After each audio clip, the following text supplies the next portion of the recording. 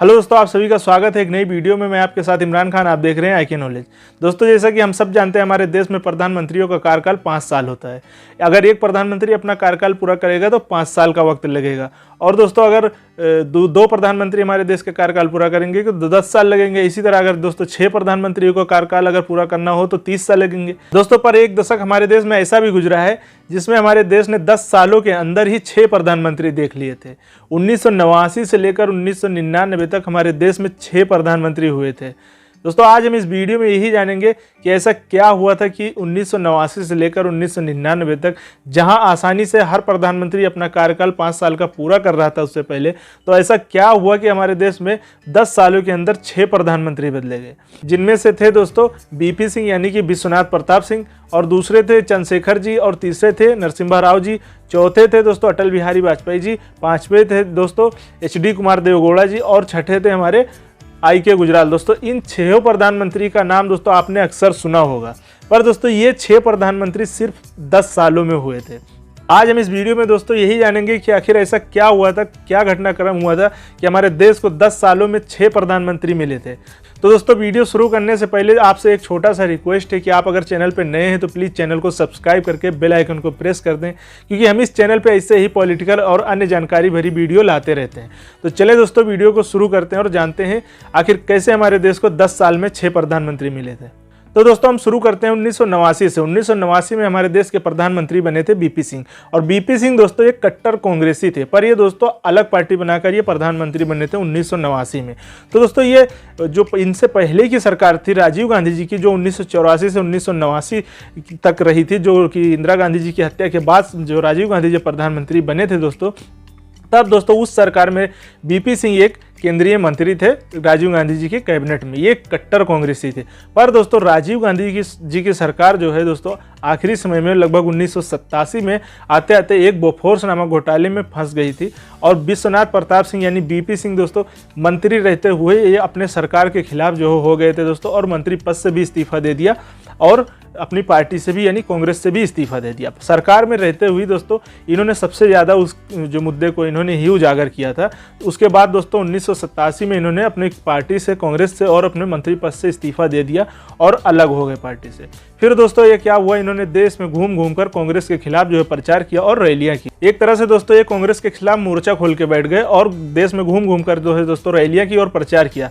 1989 के चुनाव आते आते दोस्तों इन्होंने विपक्ष के नेताओं को एकजुट करके और एक पार्टी का गठन किया जिसका नाम रखा गया जनता दल। एक बार दोस्तों 1977 में जनता पार्टी बनी थी, वो जनता पार्टी थी, उसका चुनाव चिन्ह था हलदर किसान। उसको बनाया था, उस पार्टी को बनाया था मोरारजी देसाई ने, जो इंदिरा गांधी जी के बाद प्रधानमंत्री बने थे। पर दोस्तों BP सिंह ने जनता दल का गठन किया था जिसका चुनाव चिन्ह था पहिया। अब दोस्तों इन्होंने पार्टी बना ली 1988 में कांग्रेस से अलग होकर, विपक्ष के और कई नेताओं के साथ मिलकर पार्टी बना ली। अब दोस्तों 1989 का जब चुनाव आया तो ये विपक्ष के नेताओं को जो साथ में मिलकर इन्होंने जनता दल बनाई थी, तो जनता दल के सिंबल पे ही, जनता दल के नाम से ही इन्होंने चुनाव लड़ा। जब रिजल्ट आए दोस्तों तो राजीव गांधी जी की सरकार इतना घिरने के बाद भी सबसे बड़ी पार्टी बन के उभरी, पर दोस्तों बहुमत किसी को नहीं मिला, ना ही कांग्रेस को, ना ही जनता दल को, और ना ही दूसरी पार्टी लेफ्ट पार्टी BJP, किसी को नहीं मिला। तब दोस्तों क्या हुआ कि BP सिंह को, जनता दल को दोस्तों BJP ने और लेफ्ट फ्रंट ने बाहर से समर्थन कर दिया और BP सिंह प्रधानमंत्री बन गए हमारे देश के 1989 में। इस तरह दोस्तों 1989 में हमारे देश के प्रधानमंत्री बने BP सिंह। जनता दल के नेता थे और BJP और लेफ्ट फ्रंट के समर्थन से प्रधानमंत्री बन गए। अब दोस्तों ये प्रधानमंत्री बने थे दिसंबर 1990 में, और अक्टूबर 1990 आते आते कुछ मसले मसाइल ऐसे हुए जिसकी वजह से BJP ने अपना समर्थन वापस ले लिया और सरकार दोस्तों अल्पमत में आ गई। BJP के समर्थन वापस लेने के बाद तो संसद में दोस्तों विपक्ष के नेताओं ने अविश्वास प्रस्ताव लेके आए, और अविश्वास प्रस्ताव में BP सिंह जो है बहुमत नहीं जुटा पाई। इस तरह से उन्होंने अपनी सरकार गंवा दी। तो इस तरह दोस्तों 1990 तक ये प्रधानमंत्री रहते हैं, सिर्फ 1 साल और उससे कम, यानी कि दिसंबर में बने थे 1989 में, और अक्टूबर 1990 में दोस्तों इन्होंने इस्तीफा दे दिया था।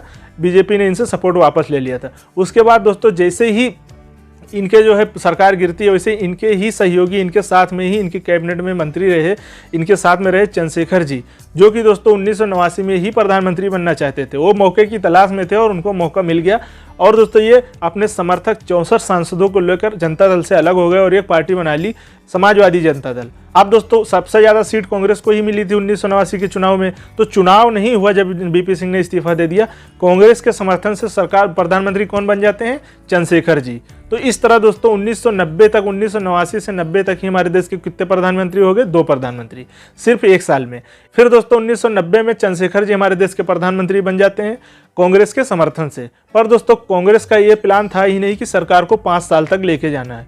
उनका तो ये प्लानिंग था कि कोई मौका मिले और हम सरकार से समर्थन वापस लेके चुनाव में जाएं, क्योंकि दोस्तों उस टाइम माहौल कांग्रेस के खिलाफ था। बोफोर्स घोटाले से और अन्य घोटाले की वजह से माहौल जो है देश में कांग्रेस के खिलाफ था। तो कांग्रेसी चाहते थे कि माहौल थोड़ा सा सुधरे, हमारे पक्ष में हो और हम समर्थन वापस लेके सरकार गिरा दें। ये सब जानते थे कि 64 सांसदों वाली पार्टी कभी 5 साल का सरकार नहीं चला सकती। और दोस्तों 1991 आते आते चंद्रशेखर जी की सरकार पर एक आरोप लगा कि उनकी सरकार राजीव गांधी जी की जासूसी करा रही है, क्योंकि उनके घर के बाहर 2 सिपाहियों को देखा गया और इस तरह उनके सरकार पर आरोप लगाया कि जो चंद्रशेखर जी ही करवा रहे हैं राजीव गांधी जी की जासूसी। वो राजीव गांधी जिनकी वजह से ये सरकार चल रही थी, जिन्होंने अपना समर्थन दिया हुआ था। क्योंकि दोस्तों हम सब जानते हैं कि 64 सांसदों वाला प्रधानमंत्री अपने दम पर तो नहीं हो सकता है। दोस्तों राजीव गांधी, वो राजीव गांधी जिन्होंने इस सरकार को समर्थन दिया हुआ था, जिनकी वजह से ये सरकार चल रही थी।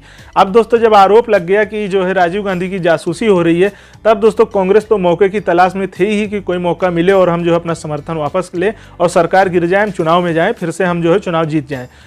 अब दोस्तों क्या हुआ, 1991 में कांग्रेस ने अपना समर्थन वापस ले लिया तो चंद्रशेखर जी की सरकार गिर गई। फिर दोस्तों आता है 1991 का लोकसभा चुनाव, क्योंकि दोस्तों जब चंद्रशेखर जी से समर्थन वापस ले लिया कांग्रेस ने तो सरकार गिर गई और चुनाव हुए दोस्तों 1991 के। तो दोस्तों पहले फेज का चुनाव जब तक हुआ 1991 में, तब तक राजीव गांधी जी थे, उन्होंने प्रचार खूब जम के किया। और उसके बाद दोस्तों दूसरे फेज का चुनाव आते आते दोस्तों इसी चुनाव में एक रैली के दौरान तमिलनाडु के अंदर राजीव गांधी जी की हत्या कर दी जाती है। फिर दोस्तों लगभग 1 महीने के लिए चुनाव टाल दिए जाते हैं।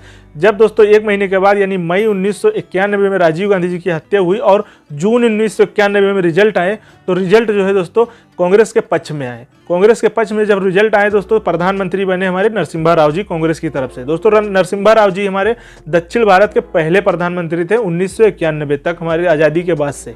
दोस्तों इस तरह 1989 से 91 तक हमारे देश के कितने प्रधानमंत्री हो जाते हैं? 3 प्रधानमंत्री। फिर दोस्तों 5 साल के लिए प्रधानमंत्री हो जाते हैं कौन? नरसिम्हा राव जी। 1996 तक हमारे देश के प्रधानमंत्री रहते हैं नरसिम्हा राव जी। अब दोस्तों 1996 में जब फिर से चुनाव होते हैं, आम चुनाव, लोकसभा के चुनाव, तो दोस्तों 1996 में जब चुनाव का रिजल्ट आता है तो किसी को भी, किसी पार्टी को बहुमत नहीं मिलता है 1989 की तरह। बीजेपी को नहीं मिला और ना ही कांग्रेस को मिला। बीजेपी सबसे बड़ी पार्टी बन के आई और कांग्रेस दूसरे नंबर पर रही। तो 1996 में जब बीजेपी सबसे बड़ी पार्टी बन के आई तो दोस्तों उस टाइम के राष्ट्रपति जी ने सबसे बड़ी पार्टी के नेता होने के नाते अटल बिहारी वाजपेयी जी को प्रधानमंत्री पद की शपथ दिला दी और 15 दिन का अल्टीमेटम दे दिया कि आप संसद के अंदर बहुमत साबित करें। 1996 में दोस्तों अटल बिहारी वाजपेयी जी ने प्रधानमंत्री पद की शपथ ली और 15 दिन का उनको अल्टीमेटम मिला था कि अपना संसद में बहुमत साबित करें। पर दोस्तों उस टाइम बीजेपी के साथ कोई भी आना नहीं चाहता था, इसलिए दोस्तों उन्होंने 13 दिन में ही अपने पद से इस्तीफा दे दिया। क्योंकि दोस्तों अटल बिहारी वाजपेयी जी को ये बहुत ही लाख कोशिश करने के बाद दोस्तों 200 के अंदर ही उनका आंकड़ा पहुंचा, पर उनको लग गया कि अब हमारे पास बहुमत नहीं हो सकता, इसलिए उन्होंने अपने पद से इस्तीफा दे दिया 13 दिनों के अंदर। दोस्तों कितने प्रधानमंत्री हो गए 1996 तक? बीपी सिंह, चंद्रशेखर जी और बीच में हमारे नरसिम्हा राव जी और अटल बिहारी वाजपेयी जी। फिर दोस्तों 1996 में जब अटल बिहारी वाजपेयी जी ने इस्तीफा दे दिया तो चुनाव नहीं हुए। फिर चुनाव नहीं हुए और दोस्तों उस टाइम की जनता दल जो थी वो थी तीसरे नंबर पे। तो जनता दल दोस्तों और जो लेफ्ट फ्रंट था और भी कई पार्टियां थी जिनके कुछ सांसद जीत के आए थे, तो उन्होंने एक मोर्चा बनाया। उन्होंने सोचा कि गैर कांग्रेसी, गैर बीजेपी सरकार हम बनाते हैं, एक जो है सबको मिला के जनता दल वालों ने सोचा। पर दोस्तों उनके पास इतने नंबर नहीं हुए कि वो सरकार बना ले अपने दम पे। लेफ्ट फ्रंट और जनता दल और कई भी सांसद मिलके, कई पार्टियों के मिलके उन्होंने भी लाख कोशिश की, पर उनके पास नंबर नहीं जुटे कि वो सरकार बना ले। अब दोस्तों यहाँ पे राजनीति गरमाई और कांग्रेस वाले ने लगा कि अगर हम इनको समर्थन नहीं देते हैं, ये बीजेपी के साथ चले जाएंगे, अटल बिहारी वाजपेयी जी के साथ, और सरकार बीजेपी की बन जाएगी। कांग्रेस ने एक समझौते के नाते एक समझौता किया और कहा कि ठीक है, देवेगौड़ा जी जो प्रधानमंत्री बन जाते हैं और हम बाहर से समर्थन कर देते हैं। कांग्रेस ने बाहर से समर्थन किया और प्रधानमंत्री बन गए देवेगौड़ा जी। तो इस तरह दोस्तों 5वें प्रधानमंत्री बन जाते हैं देवेगौड़ा जी 1989 से। अब दोस्तों 1 जून 1996 से लेकर 21 अप्रैल 1997 तक हमारे देश के प्रधानमंत्री रहे देवगौड़ा जी, HD कुमार देवगौड़ा जी, जो कि कर्नाटक से आते हैं, जनता दल के नेता थे उस टाइम। आप दोस्तों ये 1 साल से कम के लिए ही प्रधानमंत्री रहते हैं, 5 साल का कार्यकाल क्यों नहीं पूरा कर पाते हैं? क्योंकि दोस्तों कांग्रेस ने इनसे समर्थन वापस ले लिया था, क्योंकि कुछ बातों पे उनकी जो है सहमति नहीं बनी। और जो है दोस्तों कांग्रेस ने बोला, एक मीटिंग हुई जिसमें बोला कि दोस्तों हम समर्थन वापस ले लेंगे और हम फिर से चुनाव में जाएंगे। पर नेताओं ने, उस टाइम के जनता दल के नेताओं ने कहा ठीक है, आप अगर देवगौड़ा जी से खुश नहीं है तो हम प्रधानमंत्री चेंज कर देते हैं, पर आप चुनाव में न जाएं। इस तरह दोस्तों फिर जो हमारे छठे प्रधानमंत्री बन जाते हैं IK गुजराल। एक समझौता हुआ फिर से और जनता दल के ही नेता को प्रधानमंत्री फिर से बना दिया गया, IK गुजराल को, यानी कि इंद्र कुमार गुजराल को। तो दोस्तों इस तरह से हमारे देश में 1989 से लेकर 1999 तक 6 प्रधानमंत्री हुए, जबकि दोस्तों हमारे देश के प्रधानमंत्रियों का कार्यकाल 5 साल होता है। और दोस्तों इन 10 सालों में इस देश में इतना राजनीतिक घटनाक्रम हुआ कि 10 सालों के अंदर ही 6 प्रधानमंत्री हमारे देश ने देख लिया। जबकि अगर हम देखें 5 साल के कार्यकाल के हिसाब से तो 30 साल होने चाहिए 6 प्रधानमंत्रियों को बदलने में। पर दोस्तों इस तरह हमारे देश के 6 प्रधानमंत्री हुए इन 10 सालों में। तो उम्मीद करता हूं दोस्तों आप लोगों को समझ में आ गया होगा कि 10 सालों में 6 प्रधानमंत्री कैसे हुए। दोस्तों अगर वीडियो पसंद आई तो प्लीज़ वीडियो को लाइक कर देना, और चैनल को पे नए हो तो प्लीज़ चैनल को सब्सक्राइब कर देना, क्योंकि हम इस चैनल पे ऐसे ही नॉलेजेबल वीडियो लाते रहते हैं। मिलते हैं दोस्तों किसी नई वीडियो में नई जानकारी के साथ, तब तक के लिए आपका बहुत बहुत शुक्रिया। Thank you.